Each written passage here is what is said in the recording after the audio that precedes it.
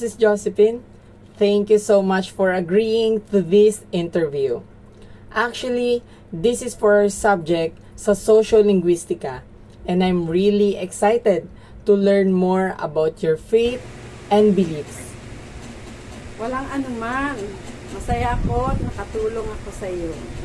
So for you all know that Mrs. Josephine is a 50-year-old woman and has spent almost all of her years living here, being one of the Iglesia ni Cristo.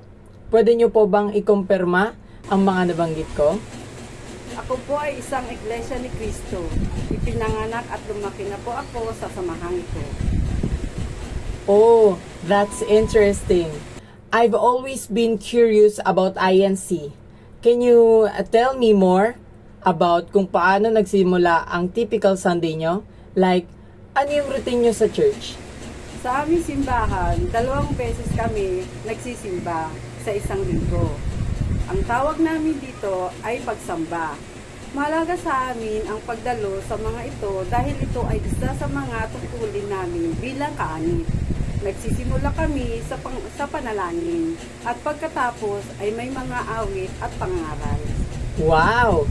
That's really different from what I'm used to. You know what's amazing? How each religion has its own unique way of expressing faith, no? Like, personally, as a Catholic, iba din yung way namin. Would you mind sharing kung ano yung pinaka-meaningful tradition sa inyo?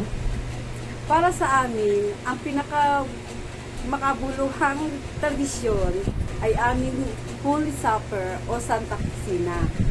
Minsan, sa isang taon, lang ito ay ginagawa dito. Ipinagdiriwang namin ang sakripisyo ni Kristo. Napaka-espesyal nito para sa amin.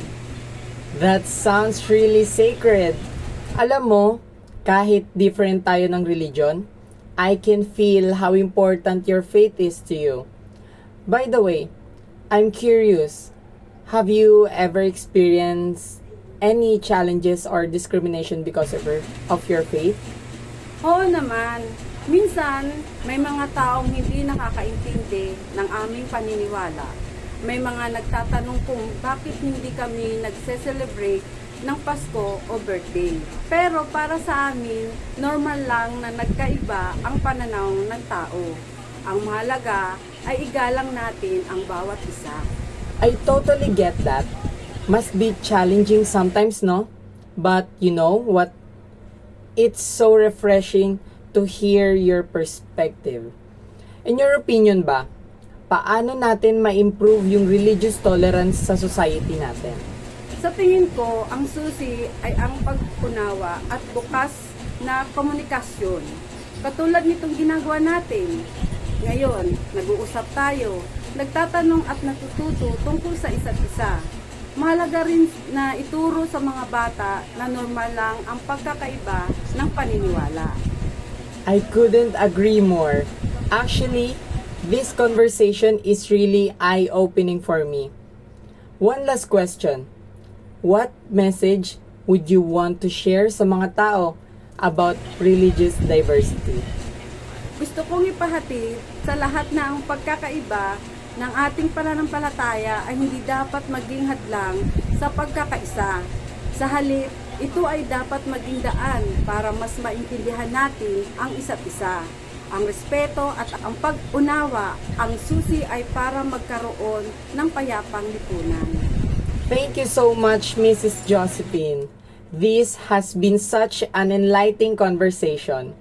You've really helped me understand na our differences in faith shouldn't divide us, pero instead should make our community more colorful and understanding. Salamat din. Natutuwa ako na may mga taong katulad mo na interesado matuto tungkol sa ibang paniniwala. Magandang araw po sa ating lahat. Sa aking paglalakbay bilang isang mag-aaral ng Social Linguistica dito sa National Teachers College, natuklasan ko ang isang katotohanang hindi ko malilimutan, ang wika ay hindi lamang sa mga salitang binibitawan, kundi isang buhay na kwento ng ating pagkatao. Naririnig ko pa rin ang tinig ni Jackie, isang OFW sa Japan, nang ibahagi niya kung paano naging sandata ang kanyang Filipino identity sa isang dayuhang lupain. It's not just about survival, it's about thriving, ang sabi niya.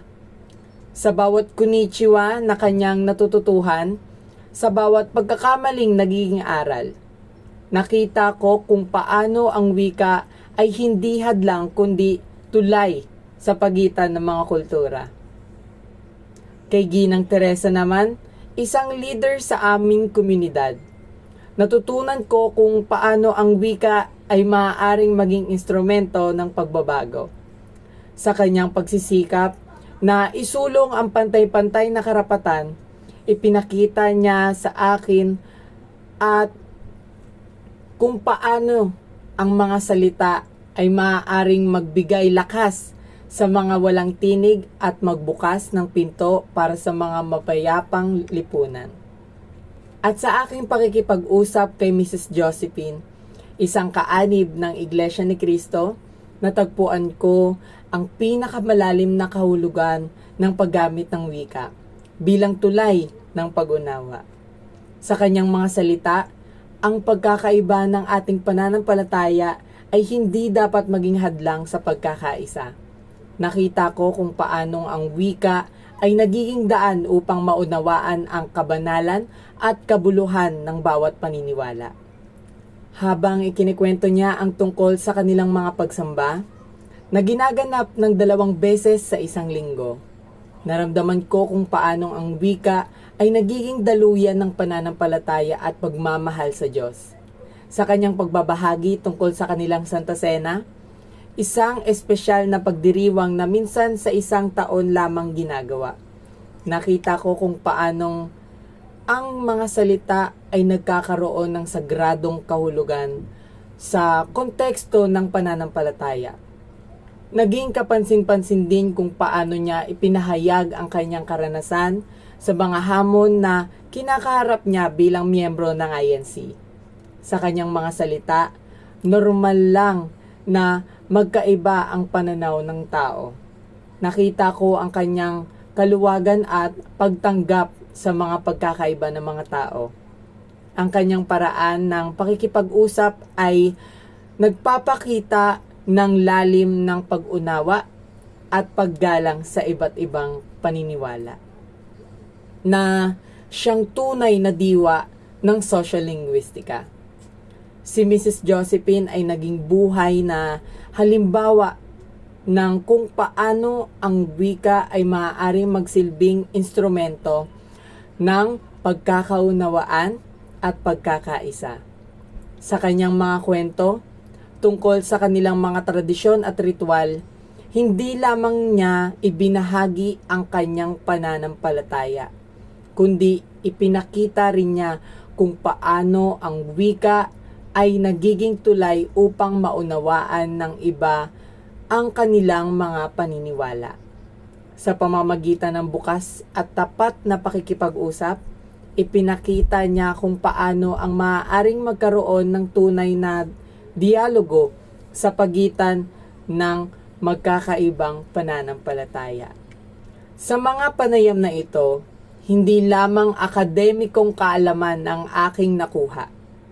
Nakita ko ang buhay na ugnayan ng wika, kultura at lipunan. Natutunan ko na ang bawat salita ay may mga kapangyarihang magbabago ng mundo, maging ito man ay sa malayo at dayuhang lupain, sa ating sariling komunidad o sa pagitan ng magkakaibang pananampalataya. Ang wika ay hindi lamang paraan ng pakikipag-usap. Ito ay instrumento ng pagbabago, tulay ng pag-unawa at patunay ng ating pagkakaisa sa kabila ng pagkakaiba.